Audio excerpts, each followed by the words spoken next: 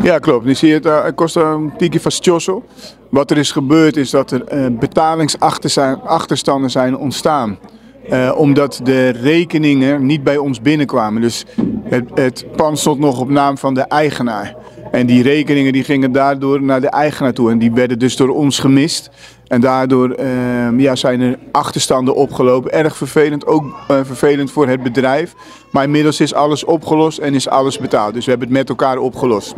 Ja, het was fastioso dat het zover is gekomen. Maar het is ook omdat halverwege het pand door ons werd overgenomen. En er was gewoon, er zijn wat dingen langs elkaar heen gelopen. Maar het is opgelost. Er was een kleine miscommunicatie. Yes, dus eigenlijk een miscommunicatie. En hoe gaat het verder met de constructie? Nou, vanaf nu staat het op onze naam, dus wij krijgen nu zelf de vacatures. De facturen. En daarmee kunnen we het gewoon zorgen dat alles op tijd betaald wordt. En daar heeft het bedrijf ook gewoon recht op, want we zijn ook afhankelijk natuurlijk van die inkomsten.